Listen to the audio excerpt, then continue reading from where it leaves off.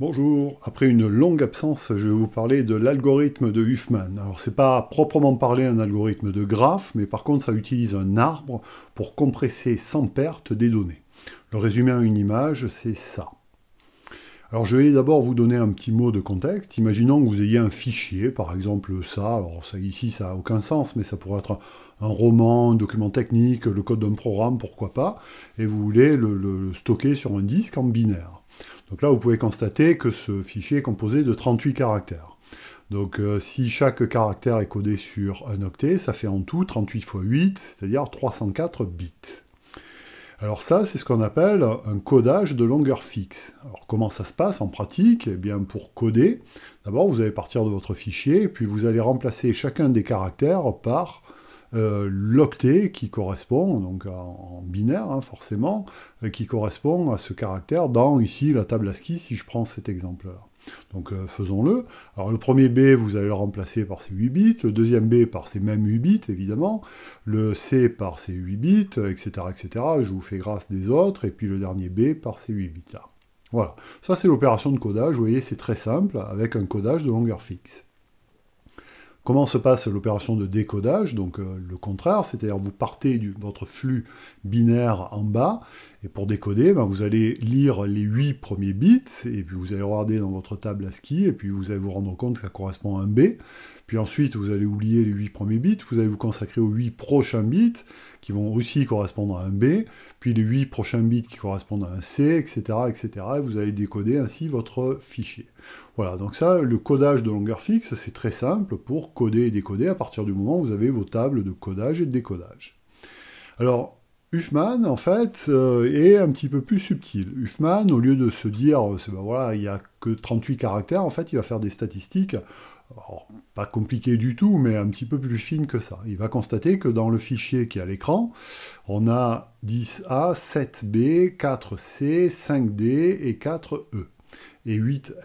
Voilà. Et à partir de ces données-là, donc qui sont très simples, il suffit de compter hein, dans le fichier, il va construire un arbre, hein, ce que je vous disais tout à l'heure, on va voir comment, et cet arbre va permettre de coder et de décoder.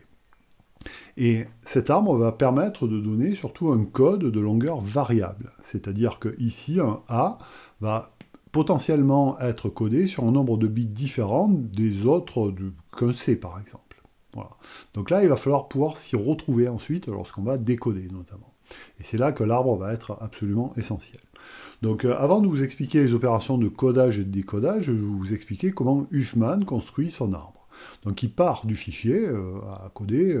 Bon, évidemment, comme toujours sur cette chaîne, je vais vous illustrer ça sur un exemple. C'est l'exemple que vous avez ici à l'écran, tout en haut, là, ce fichier qui ne veut rien dire.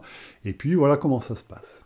Donc pour chacun des caractères qui apparaît dans le fichier, on va créer ce que j'appelle ici une cellule. Donc on va avoir dans la cellule, la première cellule, un caractère ici A, et puis un nombre d'occurrences ici 10, puisqu'il y a 10A dans le fichier, puis une autre cellule qui contient B avec son nombre d'occurrences, 7, etc., etc. Voilà, ça va être des cellules, et puis ces cellules, on va mettre dans ce que je vais appeler ici, pour simplifier, une boîte. Alors tout dépend du langage de programmation que vous avez, ça peut être un ensemble, une liste, un tableau, enfin peu importe. Voilà, je vous décris juste les principes algorithmiques.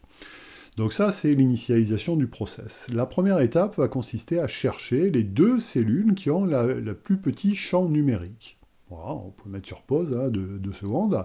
Là, c'est très simple, en fait, c'est celle-là et celle-là. Voilà, puisque les autres ont un champ numérique qui est plus grand que 4. Alors s'il y a eu 3 cellules avec un champ numérique 4, hein, vous en auriez pris 2 parmi ces 3, peu importe comment. Voilà. Alors ça va permettre d'attaquer la première étape. Alors, la première étape va consister à sortir ces 2 cellules qui sont entourées de la boîte. Donc ils vont être à l'extérieur. Et chaque fois que vous allez sortir 2 cellules, en fait, vous allez créer à l'intérieur de votre boîte une nouvelle cellule, voilà, sans caractère, en fait, avec uniquement un champ numérique qui va être la somme des champs numériques des cellules que vous venez de faire sortir. Voilà. Donc ici, ça a 8, puisqu'on a fait sortir 2 cellules qui avaient pour champ numérique 4. Et puis vous allez décider d'affecter, en fait, de mettre comme enfant gauche et enfant droit ces 2 cellules-là à cette nouvelle cellule qui est dans la boîte. Alors comment vous allez décider si c'est enfant gauche et eux enfant droit, ou le contraire? Alors, à la limite, peu importe, dans la version que je vous présente. Voilà, et puis vous allez recommencer, en fait, exactement le même processus, tant qu'il y a des éléments dans la boîte. Donc là, vous allez prendre les deux cellules qui ont le plus petit champ numérique, donc c'est celle-là et celle-là, et puis dans l'étape suivante, vous allez les faire sortir de la boîte, donc les voilà. Pour les connecter, vous allez créer une nouvelle cellule dont le champ numérique est la somme des deux champs numériques, c'est-à-dire ce 12, c'est 7 plus 5. Et vous allez décider, ici de manière un peu arbitraire, alors ici j'ai pris l'ordre alphabétique, mais de créer un fils gauche, fils droit à cette nouvelle cellule. Donc là, vous voyez, si on fait un peu une pause sur l'algorithme, on s'aperçoit qu'il y a encore des cellules dans la boîte qui sont connectées à des cellules qui sont hors de la boîte avec des relations de parents-enfants. Donc là, pour l'instant, on a une forêt, en fait. On n'a pas encore un arbre, on a des bouts d'arbres, en fait. Et on va continuer, donc on va sélectionner maintenant les deux cellules qui ont le plus petit champ numérique, donc il s'agit ici de celle-là, enfin de ces deux-là, et on va les faire sortir de la boîte. Alors comment ça va se passer ici? La boîte maintenant a ça, et puis comme on a fait sortir ces deux cellules-là, les deux cellules évidemment sortent avec le sous-arbre qu'elles embarquent. Eh bien, comme d'habitude, on va créer une nouvelle cellule qu'on va placer à l'intérieur de la boîte, dont le champ numérique va être la somme des champs numériques des deux cellules que l'on vient de sortir. C'est-à-dire, ici, 16, c'est 8 plus 8, et puis ensuite, on connecte ça avec enfant gauche, enfant droit, de manière un peu arbitraire. Alors, comme la boîte n'est pas encore vide, on continue, on va continuer tant que la boîte n'est pas vide, on va sélectionner ici en vert les deux cellules qui ont le plus petit champ numérique, ici 10 et 12, et puis on va les faire sortir de la boîte, donc ce qui va donner ça. Comme d'habitude, pour les connecter, on va créer une nouvelle cellule dont le champ numérique est la somme des deux champs numériques, ici, et on va faire une connexion fils gauche, fils droit. Bien, maintenant pour la dernière étape, ben évidemment, on n'a plus que deux cellules, donc c'est ces deux-là qu'on va sélectionner. On va les faire sortir de la boîte, et puis, comme d'habitude, pour les connecter, on va créer une nouvelle cellule, qui ici a pour champ numérique 38, qui est 22 plus 16. Alors remarquez que ici 38, c'est le nombre de caractères qu'on avait initialement dans notre fichier, hein, je vous le rappelle, et puis on va créer fils gauche, fils droit. Voilà, donc là, fin de l'algorithme, puisque dans la boîte, il ne reste plus qu'un seul élément. Donc vous pouvez mettre sur pause pour voir un peu toutes les étapes qui ont permis d'arriver au bout. Donc maintenant, on va oublier un petit peu les choses qui ont été utilisées de manière précédente. Si on oublie les étapes précédentes, voilà, tout ça, et puis même la boîte, on fait sortir la racine, si vous voulez, de la boîte, on obtient cet arbre-là. Alors cet arbre-là, ou un arbre éventuellement équivalent, si on a pris des décisions légèrement différentes, en connectant fils gauche, fils droit, bien sûr. Alors si je recentre mon arbre ici, j'obtiens ça. Et puis je peux aussi mettre un code couleur pour vous faire voir que en fait les feuilles, c'est-à-dire les sommets ou les cellules qui n'ont pas d'enfant, sont toutes des cellules qui contiennent un caractère. Donc là, je les ai peints en vert pour pouvoir les distinguer. Et puis la dernière cellule qui est sortie de la boîte, celle-là, ça va jouer le rôle de racine. Donc c'est comme si en fait on avait une arborescence, dont le point d'entrée est pointé par cette flèche. Alors on va rajouter à cet arbre une convention, c'est plus une convention qu'autre chose, en disant que chaque fois qu'on a une cellule, l'enfant gauche, eh bien, enfin le lien qui le connecte à l'enfant gauche, on va l'étiqueter avec 0, et celui qui le connecte à son enfant droit, on va l'étiqueter avec 1. Donc voilà, 0 ici et 1 ici, 0 ici et 1 ici, 0, 1, 0, 1 et 0, 1. Voilà, ça c'est un arbre de Huffman qui correspond au fichier initial qui était celui-là. Voilà, donc sur un exemple, comme d'habitude, dans mes vidéos. Alors, une fois qu'on a créé cet arbre-là, avec le processus que je viens de vous décrire, on va pouvoir, pour la phase de codage, se simplifier un petit peu la vie en créant une table de codage, qui est très très simple ici, qui est celle-là en fait. Voilà, donc le A va être codé avec 0, 0, avec le mot binaire 0, 0, B avec le mot binaire 0, 1, 0, etc., etc. Alors comment est-ce qu'on obtient cette table de codage à partir de l'arbre qui est à l'écran. Bah, prenons un petit exemple. Par exemple, D est associé au code 011. Alors comment on obtient 011? Avec cet arbre-là, on repère le D, là, vous le voyez, il est en bas. Et puis on va prendre l'unique chemin, puisqu'on est dans un arbre, qui relie la racine, qui est 38 là-haut, à D. Donc c'est ça, cet unique chemin, c'est celui-là, et on récupère les bits au fur et à mesure qu'on descend, donc 0, 1 et 1. Voilà, et donc ça nous donne exactement ça. Donc une fois qu'on a l'arbre, construire la table de codage, c'est très très simple, bien sûr. Alors, donc du coup, on s'aperçoit que Huffman, c'est un code de longueur variable. Puisque regardez la table de codage, vous avez le A qui est codé sur 2 bits seulement, le F sur 2 bits, et les autres sur 3 bits. Donc là, on n'a plus un code de longueur fixe, un code de longueur variable. Alors, l'opération de codage à partir de tout ça, elle est très simple. À partir du moment où on a une table de codage, et c'est très simple de l'obtenir à partir de l'arbre. Donc vous allez reprendre évidemment votre fichier, et puis à chaque caractère, vous allez sortir le mot binaire qui lui correspond. Donc le premier B, par exemple, voilà, vous allez sortir son code associé, c'est-à-dire 0, 1, 1. Puis vous allez vous déplacer, le deuxième B, ça va être évidemment le même code, puisque c'est le même caractère. Puis vous allez vous déplacer, le C, alors maintenant c'est 1, 0, 0. Puis le D, 0, 1, 1, et puis le F, voilà, je voulais aller jusqu'au F, puisque là, maintenant, vous allez sortir uniquement 2 bits, qui sont 1, 1. Bon, etc., etc., jusqu'au dernier B, évidemment, vous allez sortir ça. Alors, si on fait un calcul de la longueur de tout ça, comment on peut faire le calcul de ça? Alors, éventuellement, on fait l'opération de codage complète, et puis ensuite on compte le nombre de bits, mais en fait, c'est beaucoup plus simple que ça. On a toutes les informations sur l'écran pour pouvoir le faire. C'est tout simplement ça. Puisqu'on voit que dans notre fichier initial, il y a 10A, c'est encore écrit dans l'arbre, et un A se code avec 2 bits.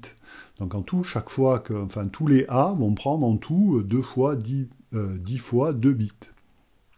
Bon, pareil pour les B, il y a 7 B en tout, et chaque B est codé sur 3 bits. Voilà, donc on peut faire ce petit calcul, et là on obtient 96 bits, à comparer, si vous voulez, dans un certain sens, aux 304 bits de tout à l'heure, avec un codage de longueur fixe. Alors attention, je mettrai les nuances tout à l'heure.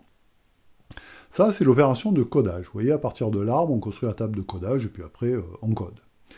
Ce qui est peut-être éventuellement un peu plus mystérieux, c'est l'opération de décodage, puisqu'on a un codage de longueur variable. Alors là, maintenant, on part de quoi? On part évidemment du fichier binaire, où il n'y a que des 0 et des 1. Il n'y a pas de séparateur dans tout ça. Il y a un flux de 0 et de 1, et c'est tout. Alors là, pour vraiment faire ça, il nous faut l'arbre de Huffman. Donc là, je le remets.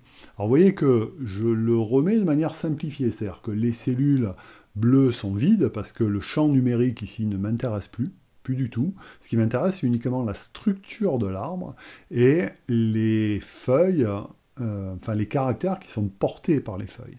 Parce que le point important à remarquer, c'est que seules les feuilles portent des caractères.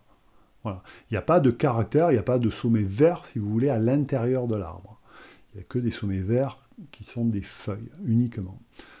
Voilà. Donc à partir de là, c'est relativement simple. Vous allez partir de la racine de l'arbre, vous allez partir du premier bit de votre fichier à décoder, et puis vous allez descendre dans l'arbre. C'est un 0, donc là, hop, enfant gauche. Vous passez au bit suivant, c'est un 1, donc enfant droit. Vous passez au bit suivant, c'est un 0, donc enfant gauche. Ah, là, vous êtes arrivé sur une feuille, c'est-à-dire vous ne pouvez plus descendre, c'est un code préfixe free, comme on dit, enfin bon, peu importe, ce qui veut dire simplement que seules les feuilles portent des caractères. Voilà, donc là, à partir de là, comme vous avez buté, si vous voulez, sur une feuille, là, vous pouvez maintenant sortir le caractère B sur votre canal de sortie. Pour continuer à décoder le reste du flux, vous allez repartir de votre racine, et puis vous allez recommencer exactement la même opération. Donc vous allez décoder le prochain bit qui est un 0, enfant gauche.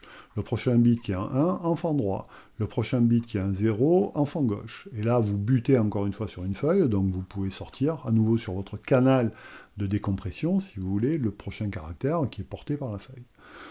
Pour décoder le reste, c'est toujours pareil, vous remettez sur la racine, et puis vous décodez le reste du flux. Alors allons-y encore un coup. Donc vous avez un 1, donc là vous partez à droite, ensuite vous lisez un 0, vous partez à gauche, puis vous lisez un 0 encore, vous partez à gauche. Comme vous butez sur une feuille, c'est terminé, vous sortez le caractère qui est porté par cette feuille. C'est un C. Ok. Voilà, donc etc., etc. Et à la fin, vous obtenez ça. Voilà, vous allez obtenir le résultat final. Je vous fais en plus rapide une autre opération de construction d'un arbre de Huffman qui va accentuer encore le déséquilibre qu'il peut y avoir entre les longueurs des codages. Alors imaginons que notre fichier soit composé de 55A, 7B, 4C et 4D. Donc voilà, on crée des cellules, on met tout ça dans des boîtes et puis on y va. Donc là, on sort les deux cellules qui ont les plus petits champs numériques, donc c'est ces deux-là. On va créer une nouvelle cellule qui est, voilà, que je duplique ici pour voir au fur et à mesure la construction de l'arbre, qui est 8, ici, on fait enfant gauche, enfant droit. Ensuite, on sort les deux cellules, ici 8 et 7, qui sont encore dans la boîte. Ici, donc 8 est déjà sorti, on met 7, on crée une nouvelle cellule dont le champ numérique est la somme des deux, on fait enfant gauche, enfant droit, et puis là, évidemment, il n'y a plus que deux cellules, donc là, on n'a pas le choix, on crée une nouvelle cellule, qui ici est 70, fils gauche, fils droit. Voilà. Donc à la fin, ça donne ça. Ensuite, on décore avec des 0 et des 1, enfant gauche 0, enfant droit 1, ce qui donne, ici, de manière très simple, la table de codage qui est là. Donc là, vous voyez qu'on a vraiment un code de longueur variable, puisque le A est codé sur seulement un seul bit, qui est le 0, B avec 2 bits et C avec 3 bits. Donc là, la longueur de codage correspond à la profondeur du caractère dans l'arbre. Voilà. Donc là, c'est un code qui est très très déséquilibré, mais qui est très intéressant, puisque votre fichier, si vous regardez un peu les statistiques, en fait, il est composé essentiellement du caractère A. Donc il faut consacrer le moins d'informations pour coder le caractère A. Donc vous avez tout intérêt à mettre le moins de caractères. Et puis, cette construction de cet arbre en particulier de Huffman permet de voir qu'en fait, Huffman donc fait deux choses. En fait, la stratégie de Huffman fait deux choses. C'est qu'il consacre des codes les plus courts possibles aux caractères les plus fréquents, et ça c'est normal, et ça se voit très bien dans l'exemple qui est à l'écran. Et en plus, il construit l'arbre non pas de la racine vers les feuilles, en quelque sorte, mais des feuilles vers la racine.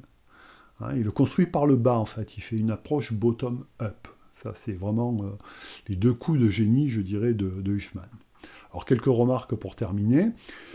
Ce que je vous ai présenté, c'est une des variantes de l'algorithme, et il y en a plusieurs de variantes, et la stratégie de Huffman, donc comme je viens de le dire, c'est que les caractères les plus nombreux sont codés avec le moins de bits, et l'arbre est construit du bas vers le haut. Ça, c'est assez remarquable, c'est assez contre-intuitif, en fait.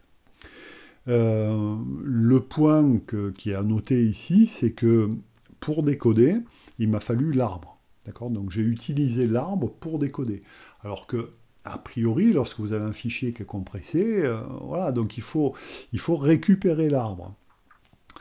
Alors pour le récupérer, on peut imaginer de le coder éventuellement dans le fichier compressé. Et dans ce cas-là, évidemment, la taille du fichier compressé augmente. Alors comment coder l'arbre lui-même? Là, je ne le fais pas dans cette vidéo, je ne l'ai pas expliqué ici, mais ce sera sans doute le thème d'une prochaine vidéo, de comment coder l'arbre dans le fichier compressé lui-même. Une autre petite remarque, plutôt de manière, enfin de caractère plus historique, c'est que pour les exemples que j'ai donnés au début, j'ai parlé des tables ASCII, maintenant le code ASCII est assez dépassé. On utilise plutôt les codages UTF-8, dont certains caractères sont codés sur 1, 2, 3 ou 4 octets.